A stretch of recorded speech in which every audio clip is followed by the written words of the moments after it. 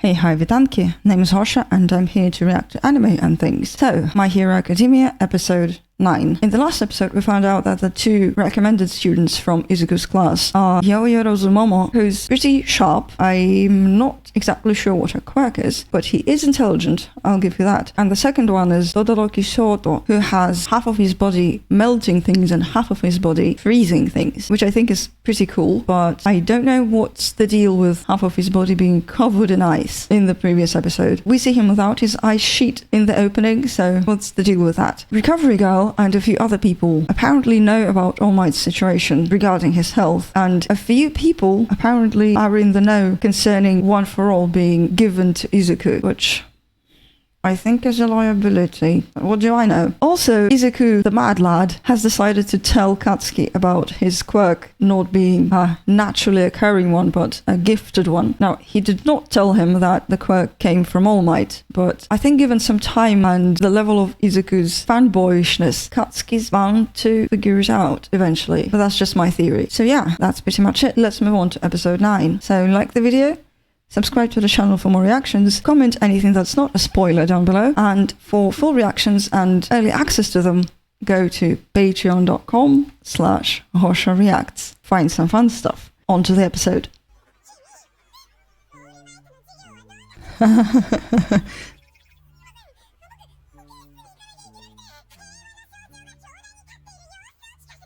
Yeah, naturally, that's what they do.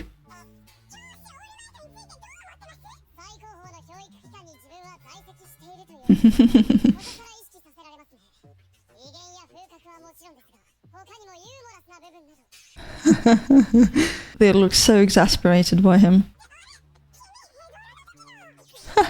So he is predominantly known for being caught by the sludge villain. And they're put off by Aizawa.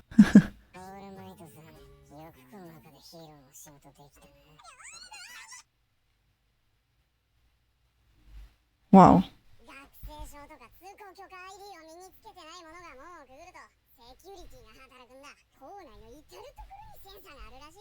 Impressive. But why have you been here for 2 days?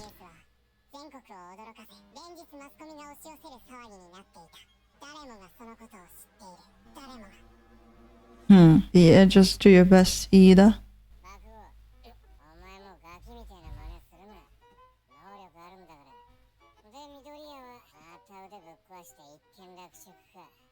Yeah, it's going to become a trend, I feel.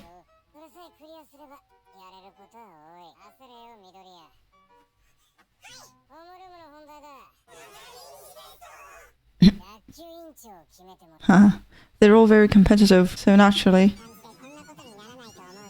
The grape head guy can just stop, maybe.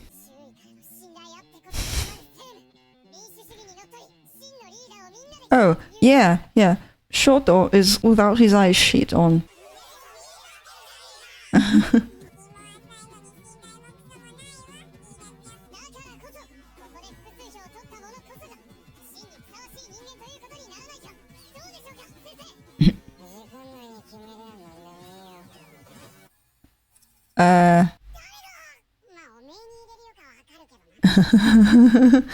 Oh, so she voted for him.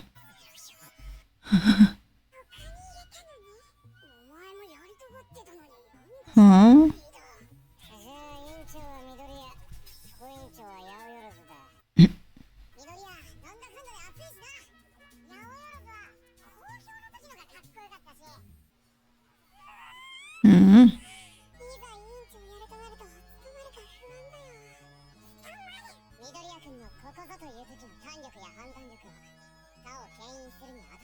Yeah, but he's also insanely reckless.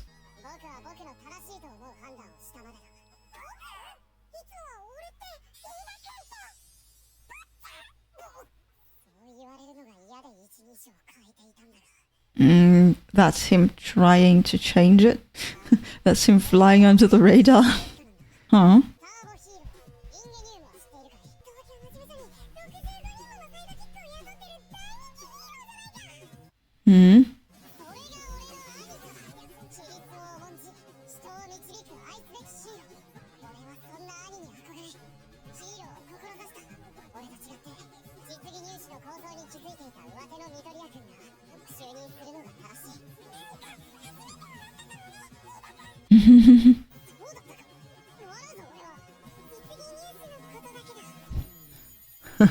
He was intending to tell him that he had no clue what he was doing.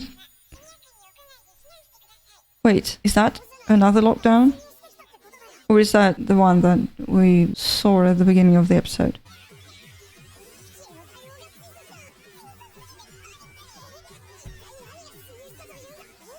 The press? So they did it again, right? But how have they managed it with the barrier?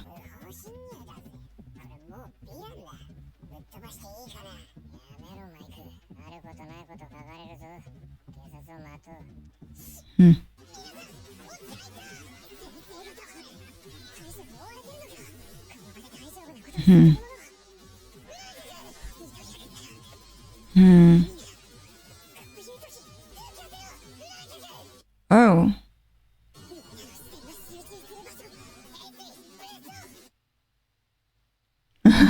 He's trying to control the situation, right?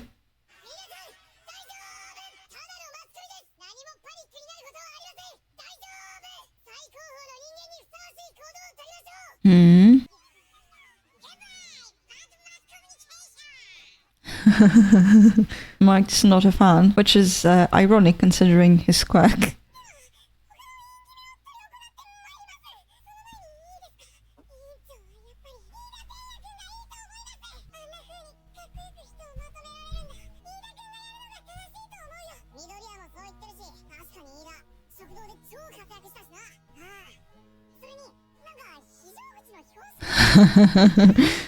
His pose.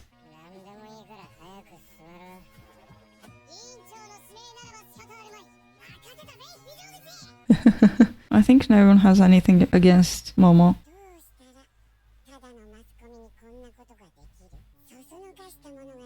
Yeah, that's what I'm saying. Wait. What happened? What happened to the barrier? That was something I was wondering about.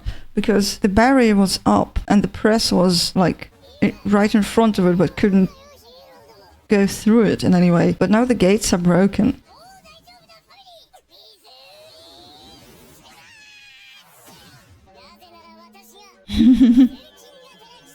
Yeah, so he does perform his heroic duties.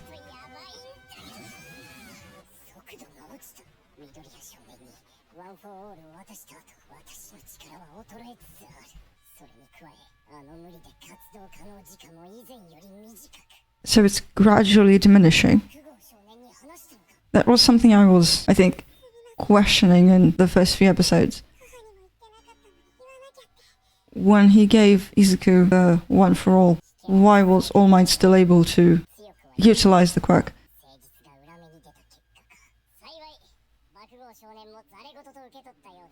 No, he absolutely did. Take it seriously, that is.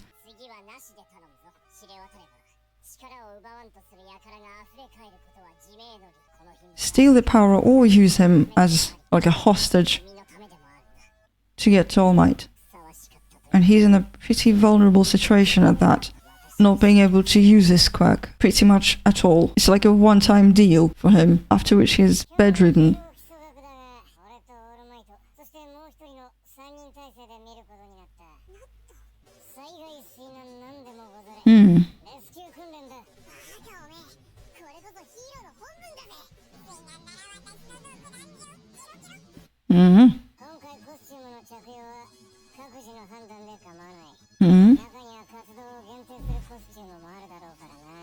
Ah. So they can pretty much change their costume anytime, right?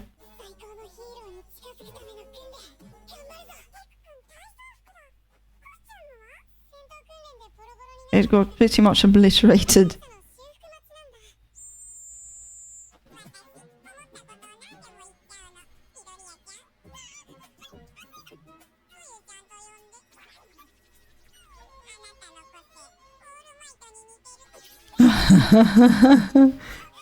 Asui Tsuyo, right?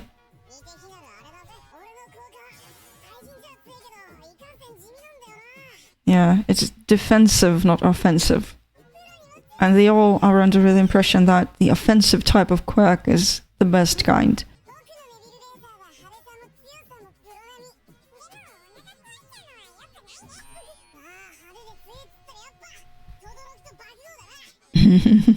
Yeah, there's are the flashiest.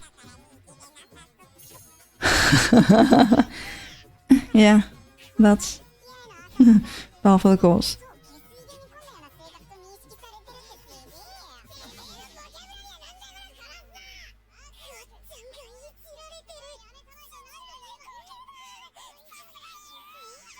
So he finds everyone else impressive because they dare to piss off Mr. Explosion Boy.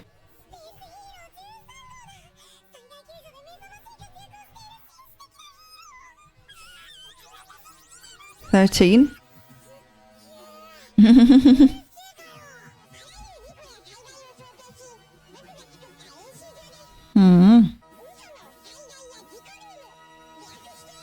USJ? Not that kind of USJ.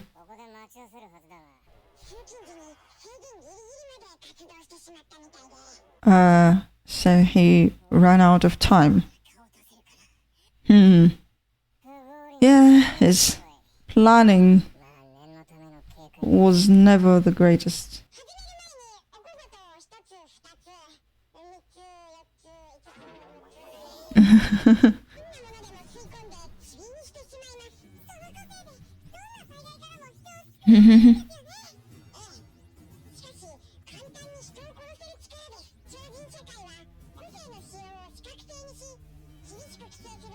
Yeah. Pretty much anything that's strong enough can be used for both good and bad. Which is why I don't... Oh, he's covered in ice again. What the hell's up with that? Also, Bird Boy.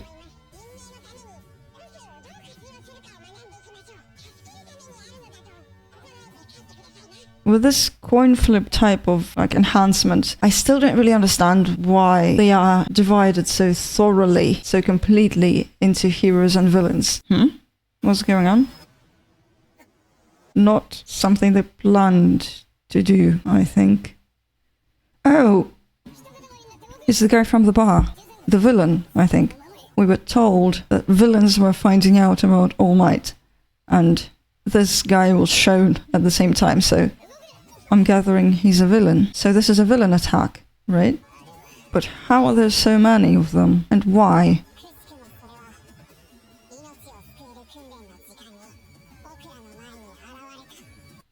Okay, so that was episode 9. A lot happened.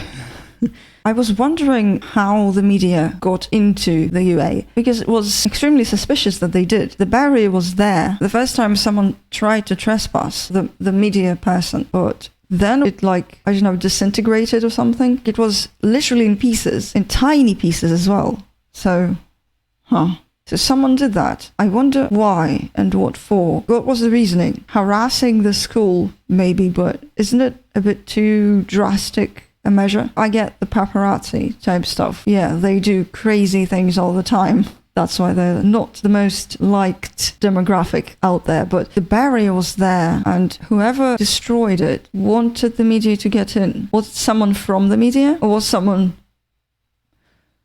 You know what? Was this whole charade a distraction for something? Because we've been warned about villains finding out about All Might teaching in the UA, and then we see the attack happening at the USJ by a number of villains, and right before that the barrier is broken and the media get in. Was that a diversion tactic? I'm just throwing things at the wall and seeing what sticks, basically, but there's an idea. I wonder why they would do that. Not destroying the barrier, I mean, that I understand why villains would want to. But why USJ? Why are villains coming out of the woodwork in the USJ? What's the plan there? What are they aiming for? I'm confused. You know what? But I'm glad for Iida, because Iida deserves to be the class rep much more than Izuku does at this point, at least. I don't know where Izuku's character goes from here, but up to this point, I wouldn't say that he's the most likely candidate to be successful as a class representative. He's too shy and too unsure of himself to be assertive enough to have people actually listen to him and his plans. And that's like the essential part of being a class representative. You have to organize people. And he does not have the constitution for that. Not yet, at least. So I'm glad for Iida, and what he did with the evacuation and the panicking student body was cool and quick thinking, and I liked that a lot. Also, Asu Itsuyo is impressive. I don't think she meant it literally when she said that Izuku's quirk reminds her of All Might. It's just that she wanted to compliment Izuku, I think, on his quirk, but he was sweating bullets there. Which is completely understandable. Yeah, that was a funny exchange. And Izuku being impressed by the bus full of his classmates that did not feel afraid of Katsuki enough to piss him off actively in a confined space, no less. Yeah, that was fun. So I guess we'll see what's up with the villains and their attack on USJ and this whole thing. Like I said, I'm suspicious. So I wonder how this operation will proceed and what do the villains want? Why are they attacking USJ specifically and why now? I guess we'll see. So like the video, subscribe to the channel for more reactions, comment anything that's not a spoiler down below, and for full reactions and early access to them, visit patreon.com/hoshareacts. Find some fun stuff, and I'll see you in the next episode. Bye-bye.